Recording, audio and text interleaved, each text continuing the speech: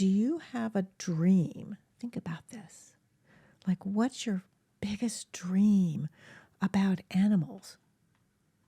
About your own animals? Like, if you could have a dream come true, what would that be?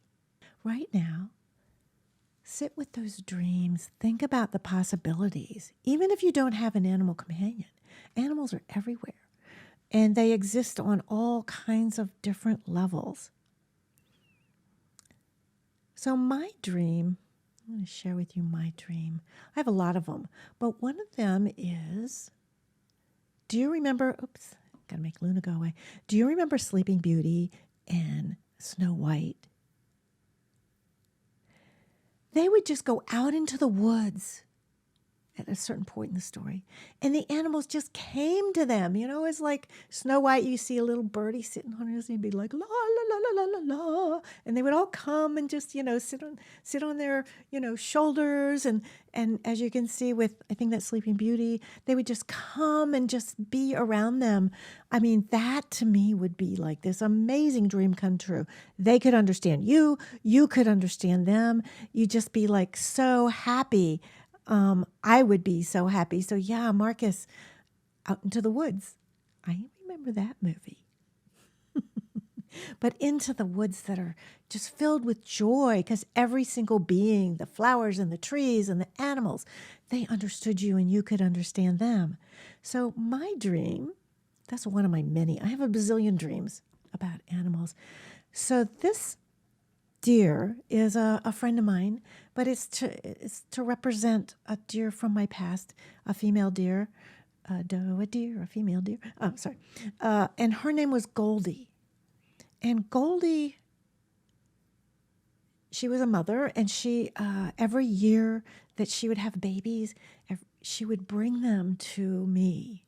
She would come up to me. I could go out in the yard and call her name, Goldie. And she would come running if she was close by. If she was deep in the woods, of course, she couldn't hear me. But she would come running up to me. I mean, I did kind of have a dream come true. And that went on for quite a few years. And my heart, I was so happy. I couldn't wait to go outside and see if she was there and see who was with her. But I couldn't tell her from far away. But when she came forward, I knew beyond a shadow of a doubt it was her. And it was really, really sad. One day I went out and she wasn't there. And the next day she wasn't there. And the next day she wasn't there. But that's another story. The bottom line is, though, I kind of did have a dream come true. And it also came true. These two deer I called Baby and Princess. So Princess last fall, was a year old. And Baby was a baby. And Baby and her sibling were born in our neighbor's yard, one house away. And they have a big fence around 1 or 2 acres of land. And so the mother jumped the fence, and she did it again this year too, jumped the fence and had her babies, and then she'd leave. But the babies are like really, really, really safe inside this fenced area, and it's got lots of woods. It's got a little pond. It's just like really, it's a nature sanctuary within those walls. But last year, one of the babies got out, probably when the lawn service came and mowed their yard, and one of them didn't. And they weren't big enough to jump the fence, right? So one of the babies, Baby, got left behind, while the other one was out in the world, being with the mother and other mothers being able to get that kind of nourishment and grew. And Baby was left behind, and she was kind of a little bit of a runt. And then when she finally did get out and came to our yard, she was alone. The mother would go to her sometimes, but mostly this little baby would show up with no adults. So all last fall, all beginning of the winter, this little spotted fawn would show up and would come right up to me. I mean, right up to me to the point where I'd have to say, no, you have to back up.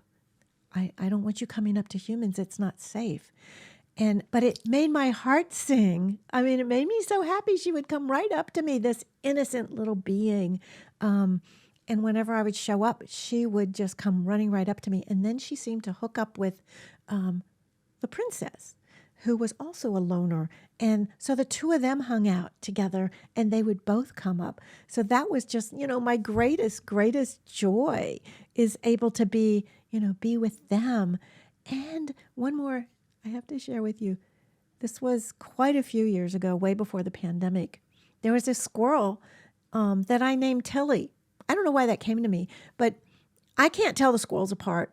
Sometimes I can tell there's a boy or a girl, but I can't really usually tell them apart. We have some black squirrels too, but the gray squirrels, to me, are so similar. It's really hard for me to tell them apart.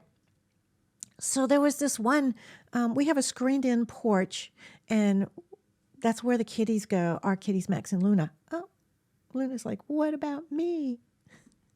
There's Luna.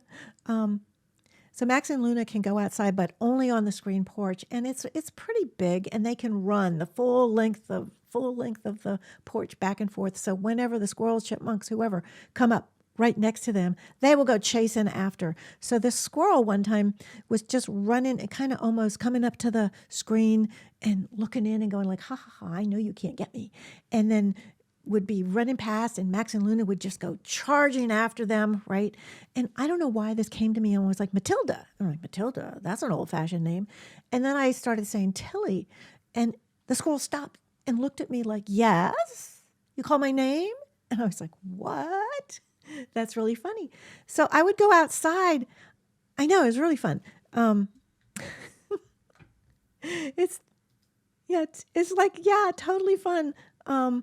And yeah, I love the names too. It just came to me. I'm like, that's how I know it wasn't me. It was from them, right? Because I wouldn't have come up with this name. But I would go outside, and as I was filling bird feeders, so of course looking for my deer and seeing if there's anybody that, was a special one. They're all special, but some of them the ones that would come to me. But I would go, Tilly, and she would step forward and come running over towards me like, where's my food? You got something good today? And even to the point of, I remember one time I was coming home, I was in my car driving up the driveway, and I saw a bunch of squirrels we have a birch tree in the front yard, and I saw some squirrels over there. They're not usually there. And I rolled my window down and I went, Tilly! And I'll be darned if this squirrel ran right over to the car, and I was like, okay, back up, let me get in the garage, and I don't want to run you over. Don't go running towards cars. We know all about the frisbee squirrels on the, that's what my uncle would say, whenever an animal was hit on on the road by a car, he'd go, oh, there's a frisbee, whatever. It really upset me, but it's kind of funny. It's not funny. Anyhow, Tilly, yeah, she came running up to me even in the car. I mean, that was amazing. And then one time, she was gone. I mean, she didn't come anymore, but I have had these special moments. So my dream, come true. How about you? Do you have a special dream? Like maybe you might share it in the comments. It could be your fantasy, or it could just be, if I had a dream about any animal, my own animal companions, your own animal companions, or just something that would just be amazing. I can't wait to hear and see what you may have, what your thoughts are, what your dreams are. Allow yourself to let go and dream. Make it a big dream. Have fun with it. Yeah.